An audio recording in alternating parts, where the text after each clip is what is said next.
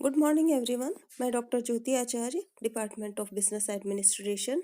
आज हम समन्वय के प्रकार और समन्वय के सिद्धांतों के बारे में अध्ययन करेंगे। तो समन्वय के बारे में, समन्वय के अर्थ और समन्वय प्रबंध का सार है, इसके बारे में हम पिछले लेक्चर में विस्तृत रूप से अध्ययन कर चुके हैं और आज हम ले रहे हैं नया टॉपिक, समन्वय के प्रकार।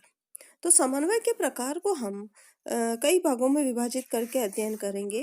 तो एक के बाद एक पॉइंट वाइज मैं आपको बताती रहूंगी, तो पॉइंट अगर आप चाहें तो नोट कर लें। और सबसे पहला प्रकार आता है इसमें लंबवत समन्वय तथा क्षैतिज या समतल समन्वय, वर्टिकल एंड हॉरिजॉन्टल कोऑर्डिनेशन। ये दो टाइप है, वर्टिकल अलग है और हॉरिजॉन्टल अलग है।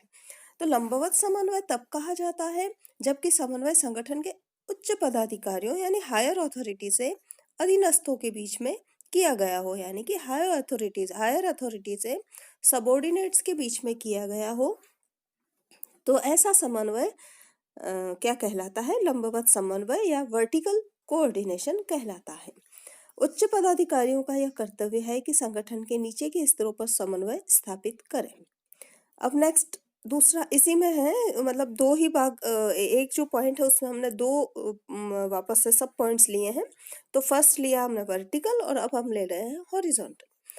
क्षैतिज या समतल समन्वय तब कहा जाता है कि जबकि समन्वय विभिन्न समान स्तर के विभागों में किया जा रहा है।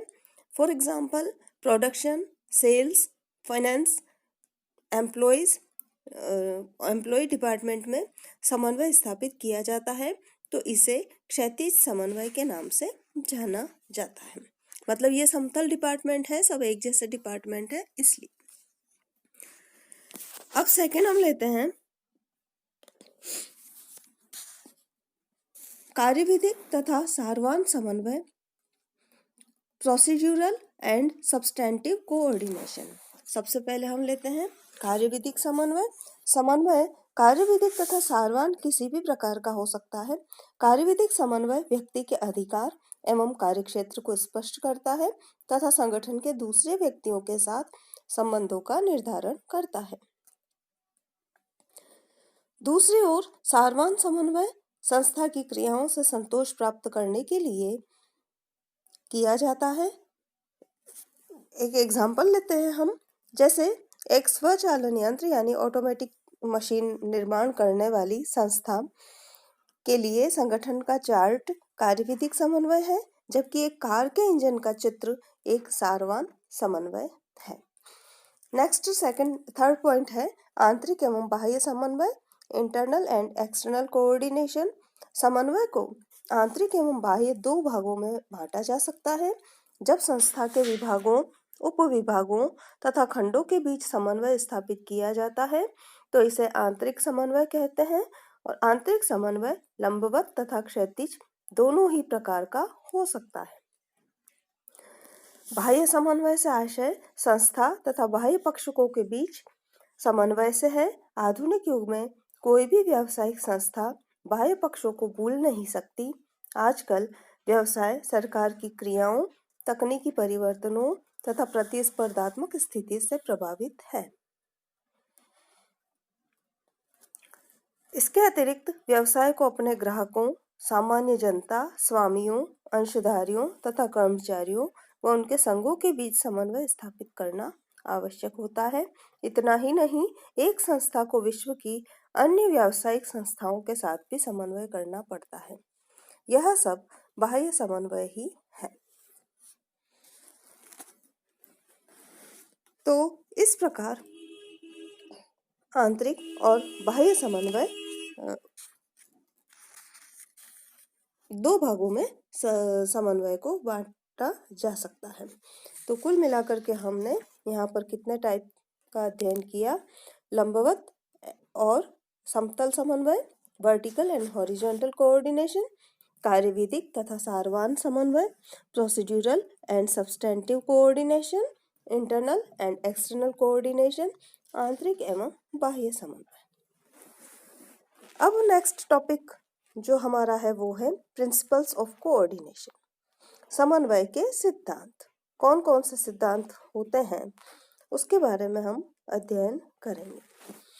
तो पहला सिद्धांत हम लेते हैं प्रत्यक्ष संपर्क का सिद्धांत, the principle of direct contact.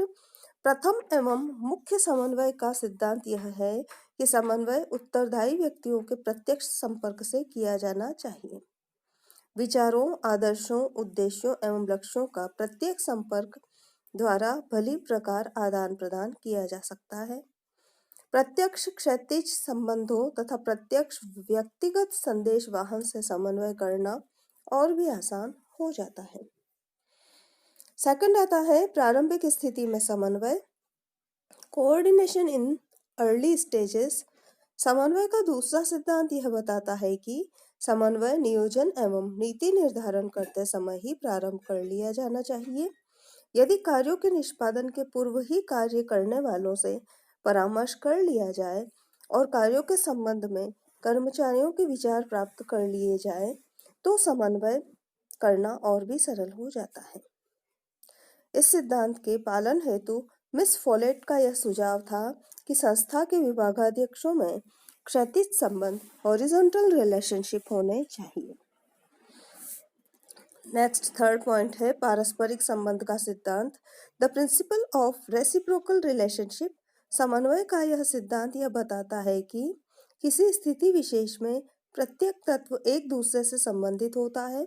और एग्जाम्पल के लिए यदि अ तथा ब दोनों साथ साथ कार्य करते हैं तो अ ब से प्रभावित होता है और ब अ से प्रभावित होता है, अर्थात ये दोनों साथ साथ एक दूसरे को प्रभावित करते हैं।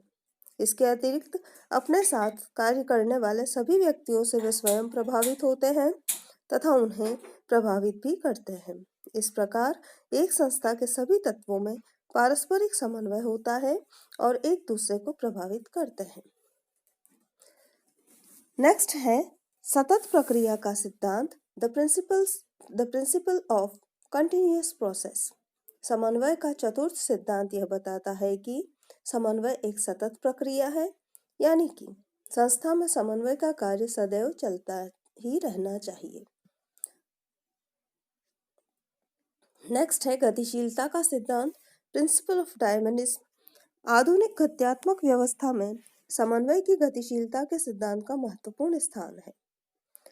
यह सिद्धांत इस बात की ओर ध्यान दिलाता है कि समन्वय करने की परिस्थितियों एवं तथ्यों में परिवर्तन के साथ साथ समन्वय की तकनीक में भी परिवर्तन करते रहना चाहिए।